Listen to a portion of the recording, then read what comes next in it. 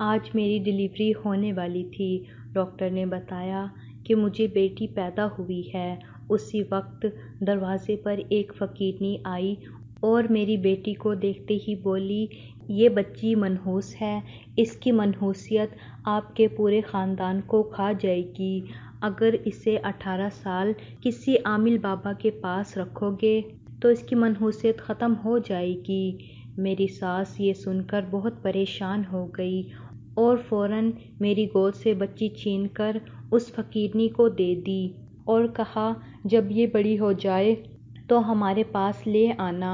وہ فقیرنی فوراً میری بچی کو اپنے ساتھ لے گئی۔ میں بہت روئی، گڑ گڑائی، مگر کسی نے میری نہ سنی۔ میرا شوہر ملک سے باہر رہتا تھا اور اسے بتایا کہ بچی مردہ پیدا ہوئی ہے۔ کئی سالوں بعد میرا شوہر واپس اپنی دلہن کے ساتھ لوٹا اور جب میری نظر دلہن کے ایک نشان پر پڑی تو جان ہی نکل گئی، کیونکہ یہ تو وہی میرا نام نوشین ہے۔ میں نے بچپن سے اپنے نام کے ساتھ ساجد کا نام سنا تھا۔ یہی نام سنتے سنتے میں بڑی ہوئی تھی۔ وہ میرے بچپن کا منگیتر تھا۔ ہماری منگنی بچپن میں ہو گئی تھی۔ ساجد میرے تایا کا بیٹا تھا۔ وہ اکثر ہمارے گھر آیا کرتا تھا۔ میں دیکھتی تھی، وہ جب بھی آتا تھا تو پتہ نہیں کیوں کچھ اکھڑا اکھڑا سا لگتا تھا۔ جانے کیوں مجھے ایسا لگتا تھا جیسے ساجد مجھے ناپسند کرتا ہے۔ وہ نہ تو مجھ سے بات کرتا، نہ ہی میری طرف دیکھتا۔ اس کا یہ رویہ مجھے دکھی کرتا تھا۔ اس لیے میں نے بھی کبھی اس سے بات کرنے کی کوشش نہیں کی۔ پھر ایک دن تایا نے اچانک اعلان کر دیا اور نکاح کی تاریخ لینے آ گئے۔ یوں مقررہ تاریخ پر ہمارا نکاح ہو گیا۔ میں رخصت ہو کر سسرال آ گئی۔ دلہن بنی اپنے کمرے میں کافی دیر سے ساجد کا انتظار کر رہی تھی، مگر ساجد نہیں آیا۔ کافی دیر ہو گئی تو تائی، جو اب میری ساس بن چکی تھی، میرے کمرے میں آ گئی اور کہا، آج رات ساجد یہاں نہیں آئے گا۔ تمہارے تایا کو پیر صاحب نے کہا ہے کہ آج کی رات بہت بھاری ہے تم دونوں کے لیے، اس لیے وہ کل تمہارے کمرے میں آئے گا۔ رات کافی ہو گئی ہے، تم تھک گئی ہوگی، کپڑے بدل کر آرام سے سو جاؤ۔ یہ کہہ کر وہ کمرے سے چلی گئی۔ میں حیران ہوتی ہوئی اٹھی اور الماری سے سادہ جوڑا نکال کر کپڑے بدل کے سو گئی۔ میری تائی بہت توہم پرست تھی۔ وہ ہر بات میں توہم پرستی کرتی تھی اور پیر صاحب سے اجازت لے کر اپنا ہر کام کرتی تھی۔ ہر بات میں ان کو عجیب عجیب سے وہم ہوتے رہتے تھے کہ ایسا نہ ہو جائے، ویسا ہو گیا تو پھر یہ چیز صحیح ہے، وہ چیز غلط ہے۔ عجیب وہمی سی شخصیت تھی ان کی۔ خیر دوسرے دن ساجد میرے کمرے میں آئے تو میں بہت خوش ہوئی، کیونکہ مجھے جو ڈر تھا کہ شاید میں اپنے شوہر کو پسند نہیں تو وہ خوف دور ہو گیا۔ ساجد میرا خیال رکھتے تھے۔ ساجد بہت سنجیدہ رہتے تھے، یوں لگتا جیسے وہ کسی پریشانی میں ہیں، کیونکہ ساجد بالکل بھی ویسے شوہر نہ تھے جو شادی کے شروع کے دنوں میں نئی نویلی دلہن کے بیویوں کے نخرے اٹھاتے تھے۔ ان میں ویسی کوئی بات نہیں تھی۔ ہمارے درمیان ایک جھجک سی تھی اور وہ جھجک ختم نہیں ہو رہی تھی۔ 2 ماہ بعد ساجد کی دبئی میں نوکری لگ گئی۔ میں اور سب گھر والے بہت خوش تھے۔ میں خوشی سے دبئی جانے کی تیاریاں کرتی رہی۔ مجھے یقین تھا میرے اور ساجد کے درمیان جو فاصلے ہیں، دبئی جا کر وہ ختم ہو جائیں گے۔ شاید یہاں گھر والوں کی وجہ سے ساجد مجھ سے کھل کر بات نہیں کرتے۔ دبئی جانے سے ایک دن پہلے ساجد نے گھر والوں سے کہا کہ میں نے رات کو نوشین کے بارے میں بڑا برا خواب دیکھا ہے۔ یہ سن کر ساس بہت پریشان ہو گئی اور کہا، میں اب نوشین کو تمہارے ساتھ دبئی نہیں جانے دوں گی، بلکہ اسے اس گھر سے باہر بھی نہیں نکلنے دوں گی۔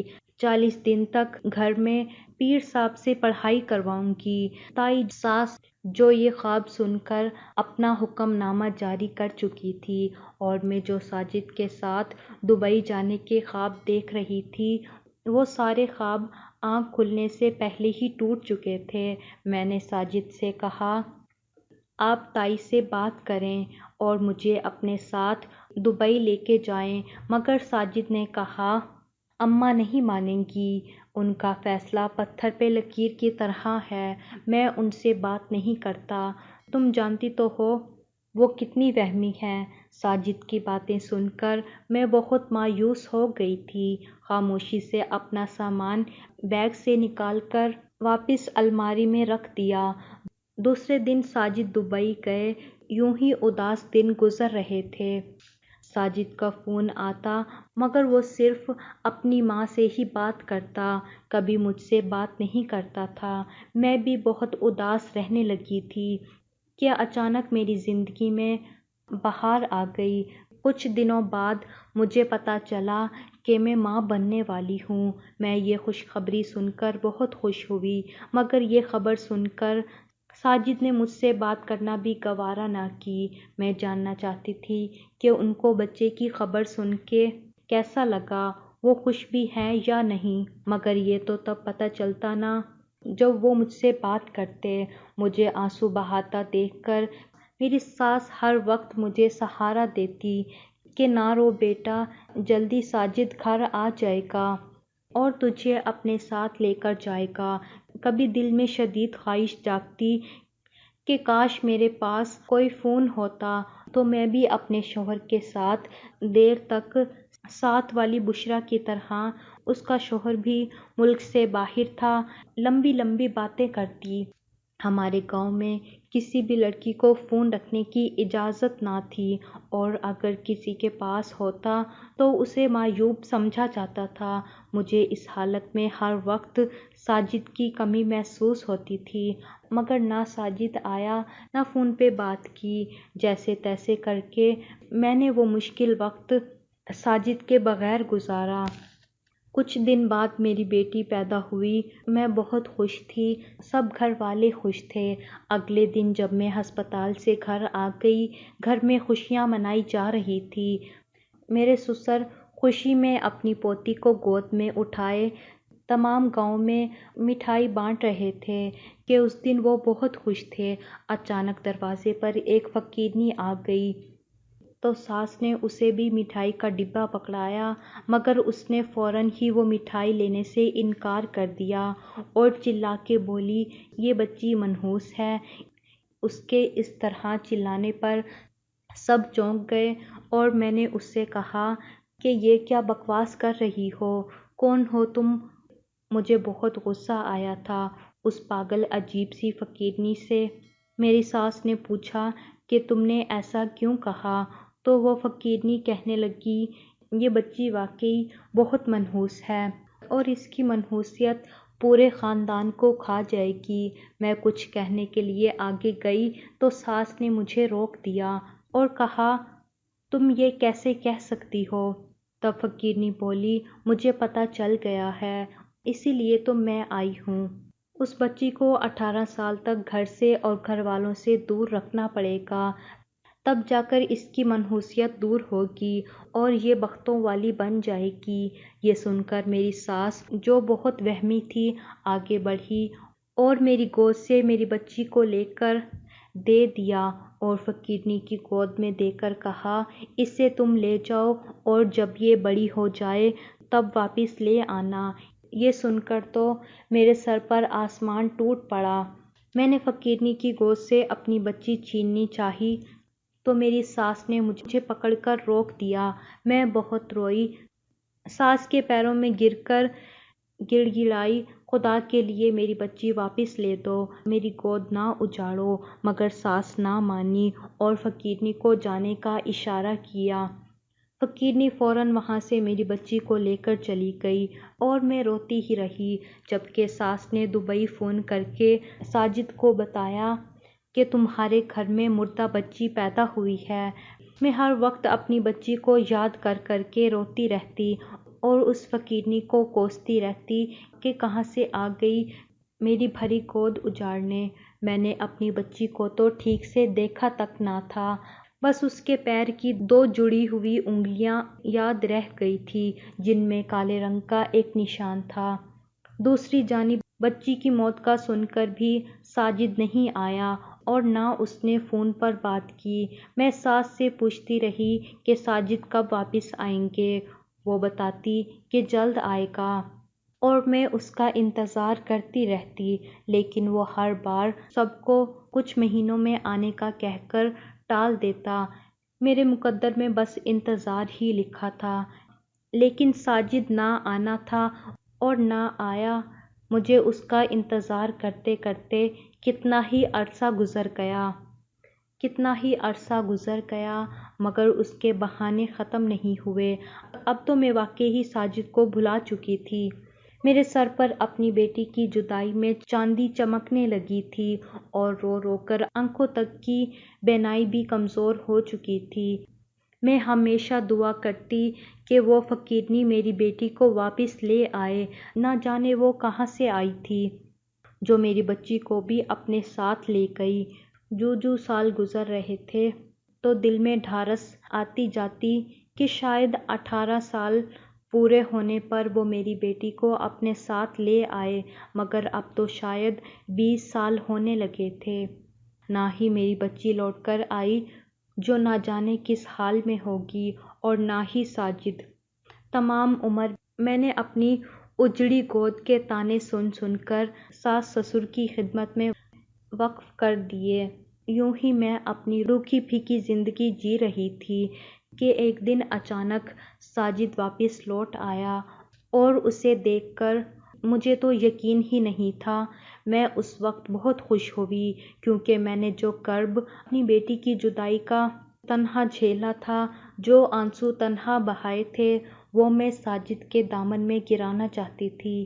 میں اس کا گریبان پکڑ کر میں اپنے ساتھ ہونے والی ناانصافی کا حساب لینا چاہتی تھی، مگر یہ دیکھ کر مجھے شدید دھچکا لگا کہ وہ اکیلا نہیں تھا۔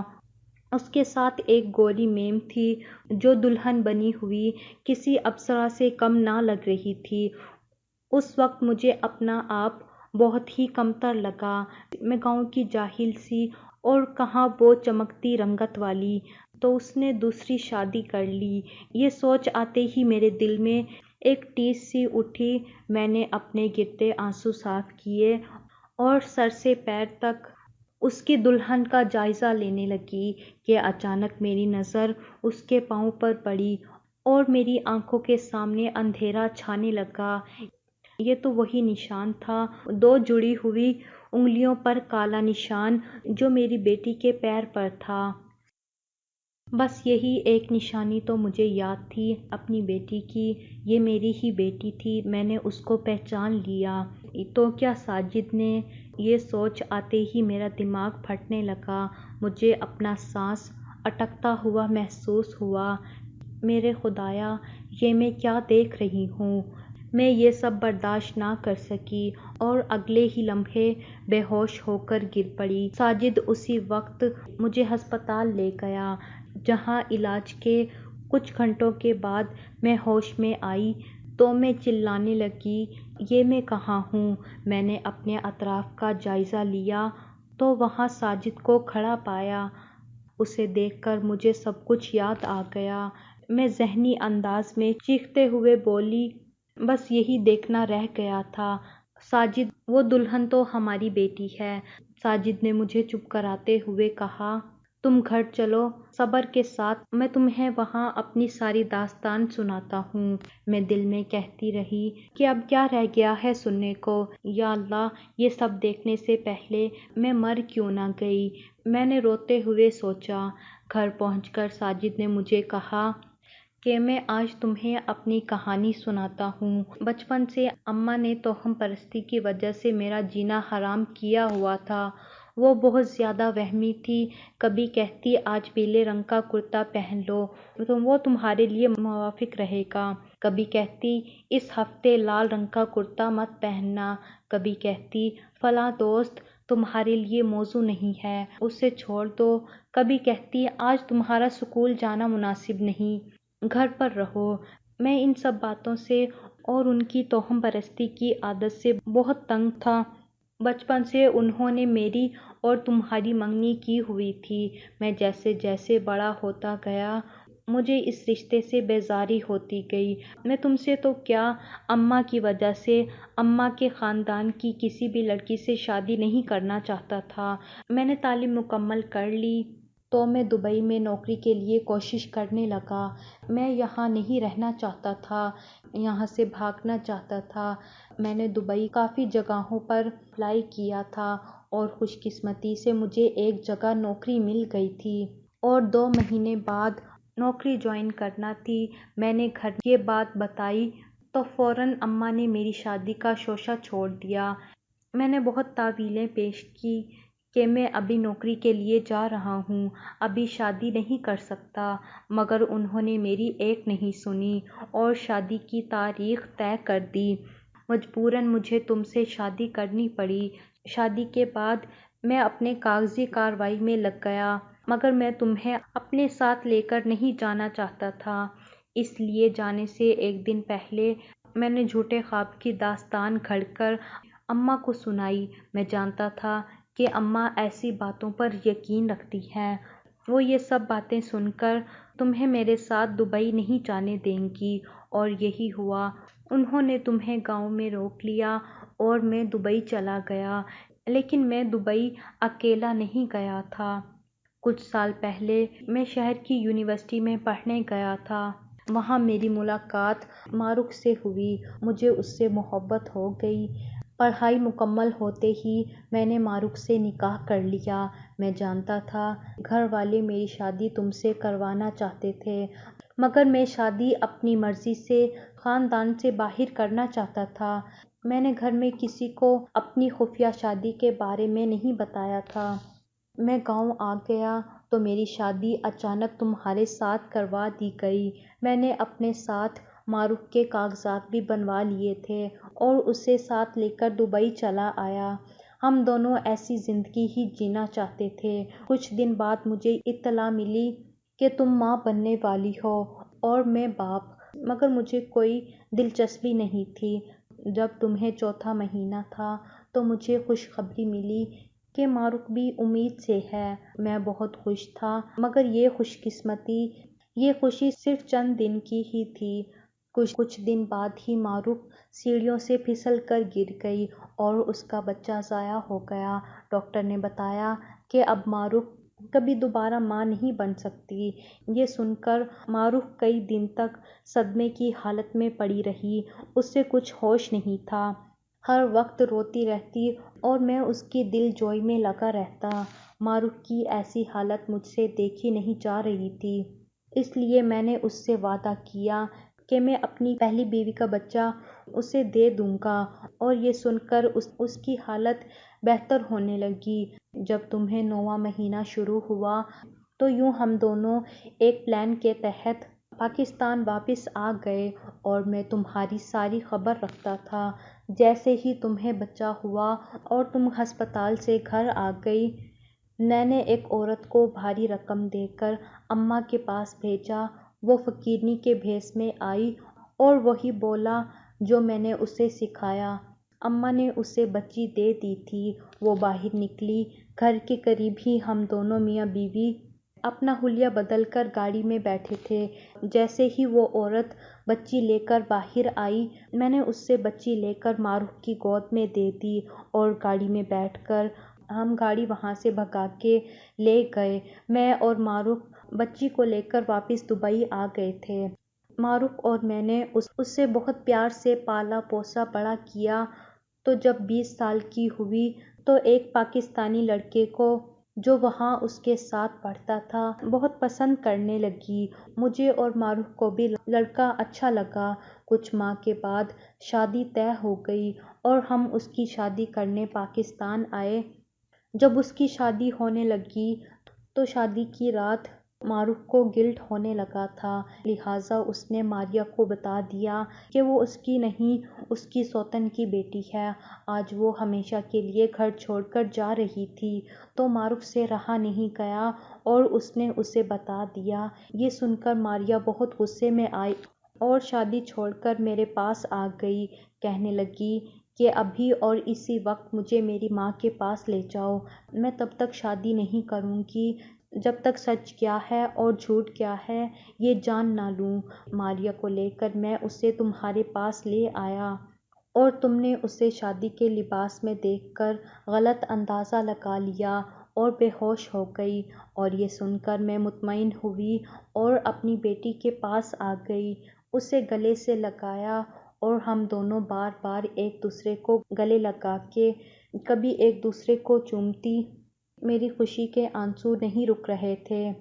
ہم دونوں نے بہت باتیں کی، میں نے اسے اپنا سارا قصہ سنا ڈالا اور ساجد نے اسے مجھ سے کیسے چھینا وہ بھی بتا دیا۔ یہ سب سن کر وہ ساجد سے بولی، ابھی اور اسی وقت میری امی کو طلاق دو۔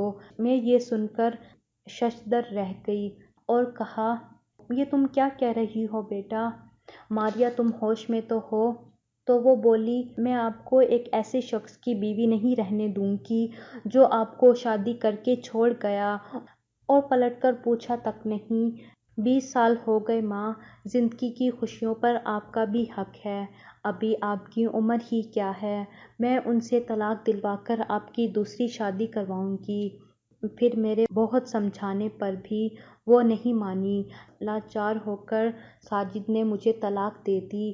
وہ خود بھی شرمندہ تھا کیونکہ اس نے شوہر ہونے کی کوئی ذمہ داری نہیں نبھائی تھی۔ ماریا نے میرا ضروری سامان پیک کیا اور مجھے لے کر شہر چلی آئی۔ شہر میں اس کے نام ایک گھر تھا، وہاں ہم دونوں رہنے لگے۔ ماریا میرے لیے کوئی مناسب رشتہ ڈھونڈنے میں لگی ہوئی تھی۔ وہ چاہتی تھی کہ میری شادی کروا کے پھر وہ خود شادی کرے۔ اس نے اپنے منگیتر کو سب کچھ بتا دیا اور کہا، کوئی اچھا رشتہ ہو تو بتانا میری ماں کے لیے، اس بیچاری نے اپنی زندگی میں بہت دکھ دیکھے ہیں۔ اس کے منگیتر علی نے کچھ سوچ کر کہا، میرے پاپا ان کی شادی ان سے کیوں نہیں کرواتی؟ تو ماریا یہ سن کے حیران ہوئی تو علی نے بتایا کہ میری ماما میری پیدائش کے وقت فوت ہو گئی تھی، تب سے پاپا نے دوسری شادی نہیں کی، وہ بھی اکیلے ہیں۔ یہ سن کر ماریا نے اسے کہا کہ تم اپنے پاپا سے بات کرو، اگر وہ مان جائیں گے تو بہت اچھا ہوگا۔ علی نے ماریا سے وعدہ کیا کہ وہ اپنے پاپا کو منا لے گا اور ایسا ہی ہوا۔ علی کے پاپا مجھ سے 2-3 بار مل بھی چکے تھے اور وہ بھی عمر کے اس حصے میں آ کر بہت اکیلے پن کا شکار ہو چکے تھے۔ انہوں نے اپنی رضامندی دے دی تھی اور کچھ دن بعد چند لوگوں کی موجودگی میں علی کے پاپا سے نکاح ہو گیا۔ وہ بہت ہینڈسم ہونے کے ساتھ ساتھ محبت کرنے والے اچھے اور سچے انسان تھے، میرا بہت خیال رکھتے تھے۔ ہم دونوں مل کر علی اور ماریا کی شادی کی تیاریاں کرنے لگے۔ 1 مہینے بعد بڑی دھوم دھام سے علی اور ماریا کی شادی ہو گئی۔ شادی میں ساجد اور ماروک نے بھی شرکت کی تھی۔ دلہن بن کے ماریا کہیں اور نہیں گئی، میرے ہی گھر میں آ گئی تھی۔ میں بہت خوش تھی اور مطمئن تھی۔ اپنی پچھلی شادی شدہ اذیت بھری زندگی اور بچی کے جانے کے دکھ کو بھلا کر میں زندگی میں آگے بڑھ گئی تھی۔ ماریا ٹھیک کہتی کہ زندگی کی خوشیوں پر میرا بھی حق ہے، اور یہ سوچ کر مسکرائی کہ صبر کا پھل کیا یوں بھی ملا کرتا ہے؟